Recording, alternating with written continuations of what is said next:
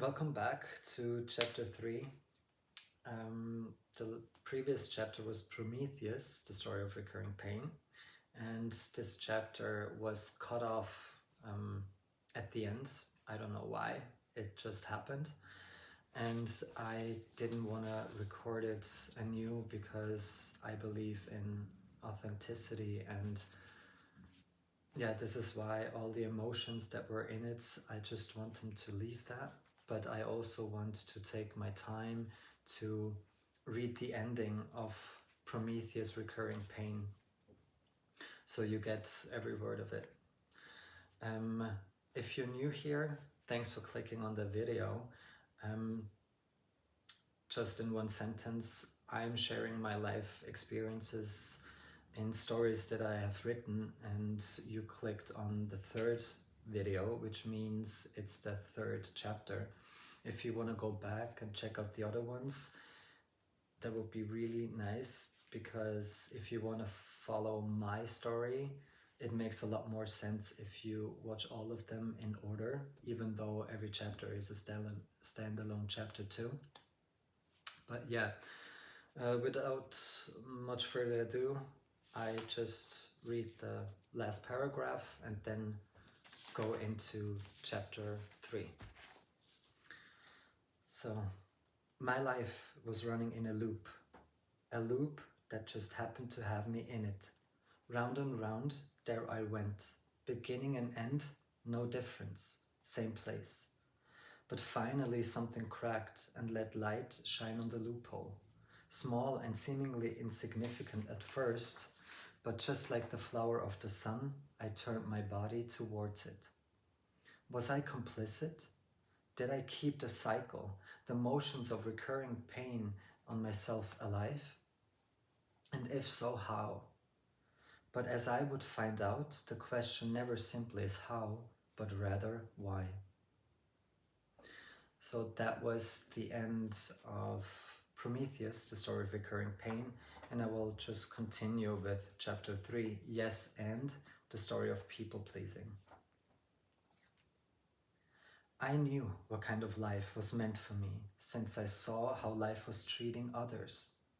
I saw their fears, I heard their sighs, and I felt their lips smiling, but their eyes doing the other. Life kept them all in its grips. I saw and heard them whispering. I listened and I understood what the words meant, and I could feel their meanings too. And so I came to know about their struggles with their cheating partner, the emotional betrayal and suffering, and with that, also about the question what it meant for them and their children. And so I came to know about their worries with the cancer getting worse, and that the treatment didn't really take as expected, and with that, also about the question of what it meant for them and the relationship in their future. And so I came to know about their fights too, about possessions and the wondering if the visit to the court would rule in favor for both parties for a change, and with that, also about the question if it meant for them finally putting it to rest. I knew that kind of life, that harsh, ruly, and unforgiving deafening sound pretending to be its melody. And I saw that they just kept going, and that they just couldn't stop, living life considering that's just what it was. I saw them spinning, confusing it with dancing. I understood, and I still do, because time is money and money can buy time, but right now they're struggling to find an answer in living with neither. I understood, and I still do. I do, because they needed it, since their pain and their feelings were real to them and real to me too. And I understood, and I still do, but my pain, my feelings, then and now, were real to me too. But in the fight of life and me fighting for mine, it came second. And therefore, now isn't a good time to talk. Turned the now into never and the talking into forgetting. And so I didn't call and I didn't tell them about my pain and the optimism that escaped me, because their lives were hard enough as they were. I understood, and I still do, because ditto. I understood because I knew other stress and chaos too. I knew because I was there when those pipes froze during winter and warm water would have been the perfect gift to receive. I knew because I was there and felt their desperation needing to earn money, even though the job was not what they expected it to be. And I knew because I was there when they were hospitalized due to mental imprisonment and the attempts of suicide. I knew it was serious. And I was sure of it because it was serious to me too. I was sure of it because I was there when they were working their fingers through the bones and bloodily greeting burnout from close distance. I was sure of it because I was there when those charity food boxes arrived for a while, since money was tight that year and the year after. And I was sure of it because I was there when I became a brother at 16 and life again had to be reorganized anew. Especially the confusing family tree and where it actually rooted. Everything became serious, and everything with me in it just seemed to get complicated and increasingly inconvenient. Life became serious, and life with me in it just seemed to get exhausting and increasingly annoying, especially for others, especially for them thinking of having to find an answer to my questions, problems even, and then surprisingly learning that it was never what I actually wanted. All I ever wanted was to be understood, because all I ever wanted was for others to be understood too. And so I came to understand the importance of listening rather the importance of questioning. I understood it at the exact moment when that teacher threw their keys forcefully at my head, because when to shut up and when to let others talk is a life lesson to be learned. Especially for a kid, a minor, remembering not to disrespect anyone, no matter how old one was. It was instrumental, especially to adults. And I understood it at the exact moment when their hands took mine in theirs, squeezing them so hard I could feel the pain moving from saying to purely feeling. It was instrumental, especially for adults. Yes, and so I listened when I was told that saying nothing would be better. Better because not reacting would eventually calm the storm and would mean for the dark clouds to slowly pass by. Because creating a scene surely isn't something worthwhile, and so would be standing out for all the wrong reasons. Since defending yourself would mean to grab attention for all the wrong reasons too. And so I didn't do anything when they stepped on my toes, because moving my foot would have meant for them to stumble. Yes, and so I listened and I didn't call him dad because he wasn't, and because his children didn't approve. They didn't approve even though dad did dad stuff until I was 7. Yes, and so I didn't say anything either when their words cut my sentence in half, because I was taught that the last word was never mine to have. Yes, and so I started to listen even more closely and stopped feeling so confident because others should feel it too. And celebrating my wins would only mean shining light on their losses. This counts worth more than gold, not upsetting anyone, because one manages life considering the possibility of the golden life of others. If not, people would end up unhappy, and that's not what one wants. One wouldn't want people to talk bad about you, because words travel fast when they have achieved momentum. And most importantly, people never seem to forget when something uncomfortable happens to them. And they never seem to forget that I happened to them. I understood, and I still do, because I knew it was important to them. I just hoped they would have noticed that it was important to me too. I understood, and I still do. I just hope that when they heard my voice, they would have listened to the words as well. But there was no point in trying to convince them otherwise, because they already knew life. and understanding me was difficult, impossible really, since I was too meta, speaking the language of the moon. But there was nothing meta out of this world about me crying from pain in the hospital, bound to the bed in the IC, fixing that metal fixator holding my leg together. And there was nothing meta about me asking for help and medication to ease the pain and to fall asleep so I could get some rest, since that escaped me too.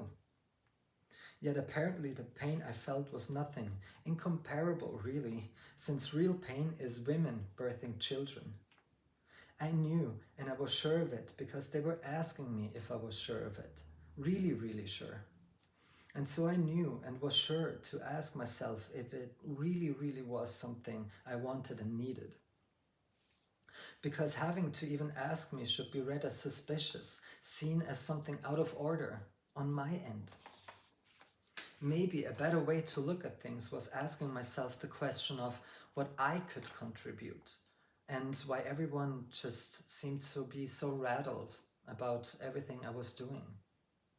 And so the questions, how must it be for others and what could I do for them, became the very answer in itself.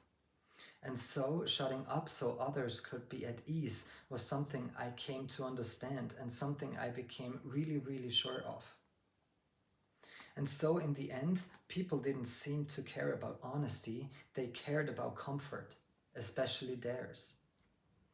I was never in a place to tell them what happened or what I had experienced, but they were right there, making themselves heard and helpfully guiding me to a place where the correct nature of my experiences could be found. Because it's not as big of a deal as you make it sound. I was in no place to ask questions, yet I still needed all the answers when they would be asking for it. But peace was never the right answer, no matter what life question I was presented. I valued balance the most since I wished for it the most. Yes, and I valued harmony the most because I needed it the most too. I wished for that magic to be in my life, to softly embrace me like it does the lucky ones. I needed it to be true because I was depending on it becoming so. I wished for that presence of bliss to be that blessing to me what it was to the lucky ones.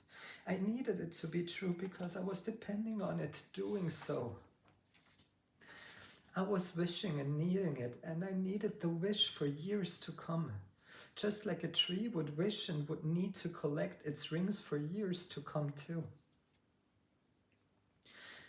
I wanted peace, and so I adapted so others wouldn't have to. Survival of the fittest became something that would work. The first time and the second time and the time after that.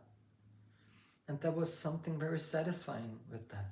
The peace that would be created would be an experience that we shared. Something that would be ours. Something that connected us, and therefore no place for hate and hurt to claw itself into, because that hate and hurt would need to claw itself into us alike. And so for everyone to be happy and satisfied, I would bend my life so it would bridge the space between theirs and happiness. Bending to life's unfairness and its mighty hand. That's simply the game that I would have to play. But that game eventually meant for my soul to lose. Even though it was more convenient that way. You know, leading the horse, or in my case, the donkey, to water or a ball of hay, and not the other way around. This meant for me coming to agreement that what I felt was good for me, or how I felt about myself, did not align with what the outside world wanted and expected from me. It just became easier that way. Easier for me and easier for others, with the little price to pay of being the bigger person. There was no harm in being that just this once, if it meant stepping away from an uncomfortable situation that could easily be avoided and transformed into peace instead. It would mean their harmony, my balance, and our bliss. The trinity I believed in, and the Trinity I thought others would believe in too. But isn't it funny how sometimes what you do to others, you do to yourself, just won't work for everyone? And that the keeper of the words, be nice to the people you meet on your way up, because you will meet them on your way down again, will actually never have a way up.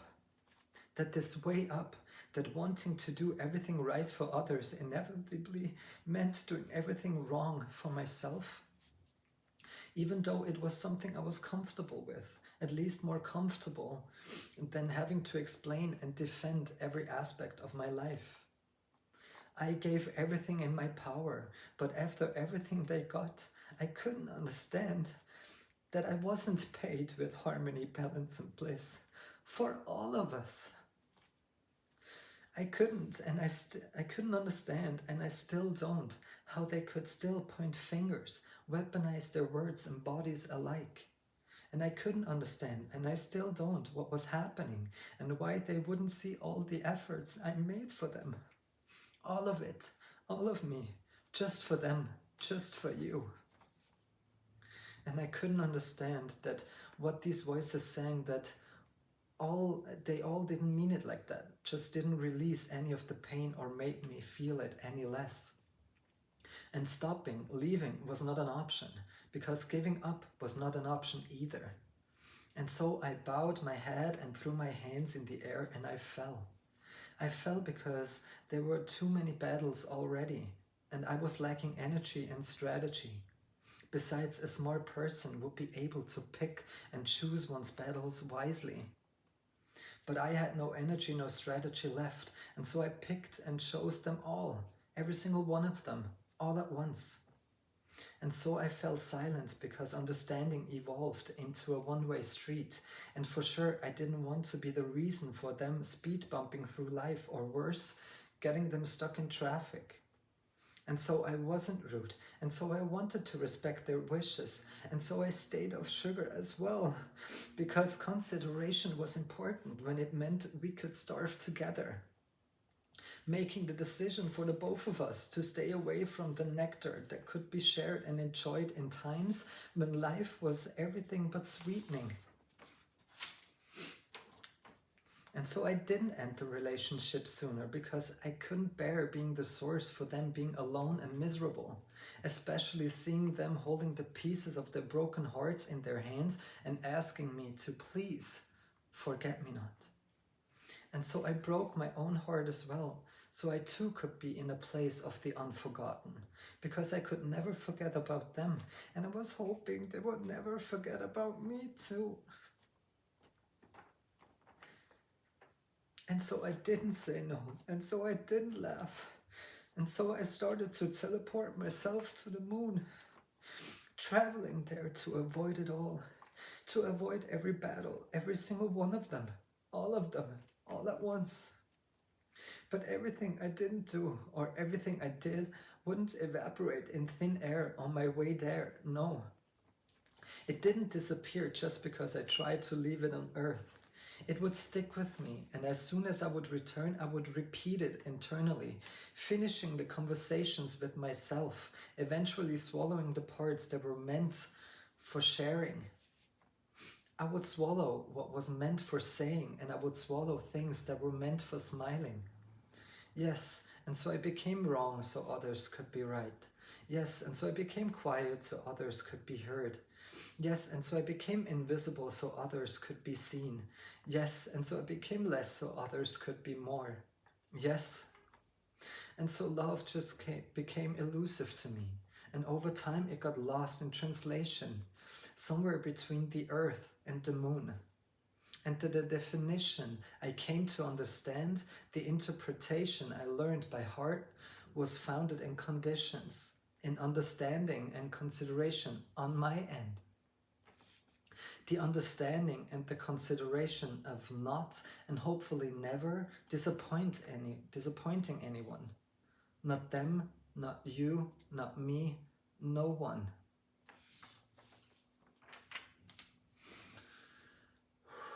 So that was chapter 3, very yeah, still very emotional. Thank you for listening, and yeah, next chapter is chapter 4, DNA, the story of connection.